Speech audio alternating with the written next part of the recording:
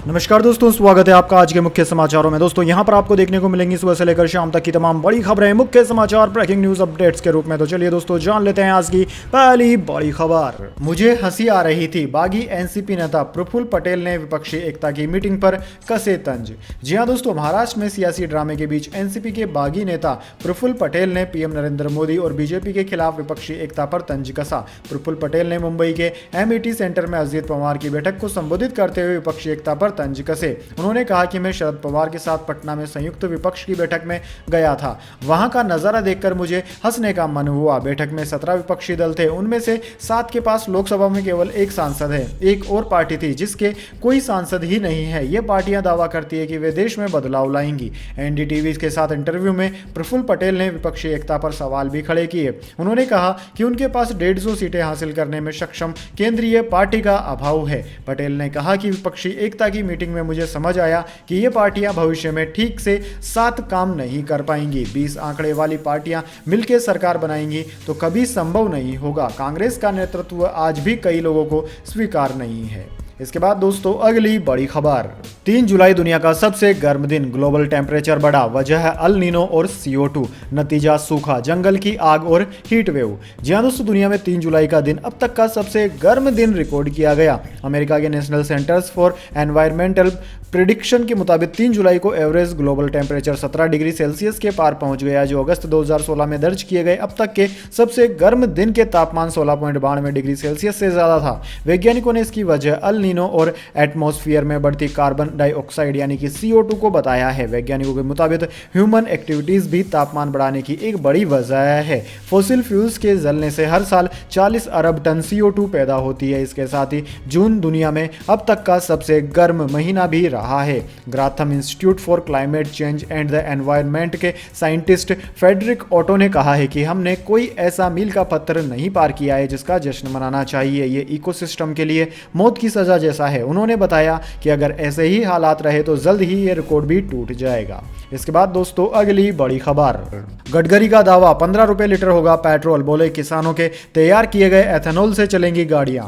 जी हां दोस्तों, केंद्रीय सड़क परिवहन और राजमार्ग मंत्री नितिन गडकरी ने दावा किया है कि आने वाले समय में देश में पेट्रोल 15 रुपए प्रति लीटर मिलेगा। ये सब कुछ होगा एथेनॉल की मदद से। उन्होंने कहा है कि आने वाले समय में किसान अन्नदाता नहीं ऊर्जादाता भी होगा, क्योंकि ये सारा प्रोसेस देश का किसान ही करेगा। नितिन गडकरी ने कहा कि अगस्त में टोयोटा कंपनी की गाड़ियों को लॉन्च किया जा रहा है।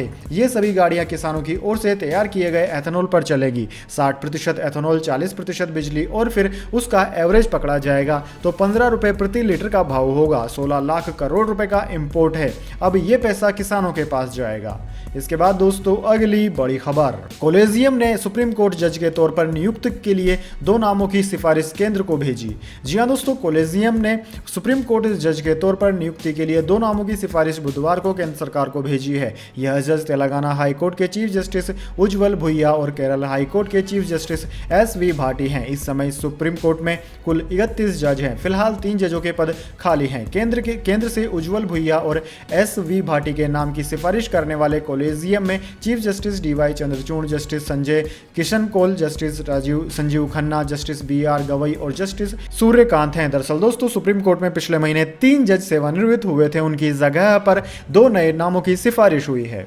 इसके बाद दोस्तों अगली बड़ी खबर। शरद पवार को हटाकर अजीत NCP अध्यक्ष बने, बोले उम्र हो गई, अब आशीर्वाद दीजिए। शरद पवार का जवाब आया, अजीत खोटा सिक्का निकला। जी हां दोस्तों, महाराष्ट्र के डिप्टी CM अजित पवार ने बुधवार को शरद पवार को राष्ट्रवादी कांग्रेस पार्टी NCP के राष्ट्रीय अध्यक्ष पद से हटाने का ऐलान कर दिया। अजीत ने खुद को नया राष्ट्रीय अध्यक्ष भी बताया। प्रफुल्ल पटेल ने मुंबई में 30 जून को पार्टी की राष्ट्रीय कार्यकारिणी की बैठक बुलाई थी। उसी में यह फैसला हुआ था। इधर दोनों गुटों के नेता चुनाव आयोग पहुंचे। अजीत पवार गुट ने आयोग में NCP और उनके चुनाव चिन्ह घड़ी पर अपना दावा जताते हुए 30 जून को ही पत्र भेजा था। वहीं शरद पवार गुट के नेता और महाराष्ट्र में पार्टी के अध्यक्ष जयंत पाटिल ने 3 जुलाई को आयोग से अजीत समेत 9 विधायकों को अयोग्य घोषित करने की मांग की। इससे पहले मुंबई में अजीत पवार ने सुबह 11 बजे और शरद पवार ने दोपहर 1 बजे बैठक की। अजीत ने शरद की उम्र पर तंज कसा तो चाचा ने उन्हें खोटा सिक्का कहा। दोस्तों, शरद पवार की बेटी सुप्रिया ने भी भाई के बयान का जवाब देते हुए कहा कि रतन टाटा की उम्र 86 साल, साइरस पूनावाला 84 साल, अमिताभ बच्चन 82 साल के उम्र के हैं, वॉरेन बफेट और फारूक अब्दुल्ला की उम्र देखो, क्या ये काम नहीं कर रहे? अपमान हमारा करो, हमारे पिता का नहीं। एनसीपी का एक ही सिक्का है, शरद पवार। इसके बाद दोस्तों अगली बड़ी खबर, लॉरेंस बिश्नोई को लेकर पंजाब पुलिस और स्पेशल सेल के बीच अनबन, दिल्ली लाने पर फंसा फेस।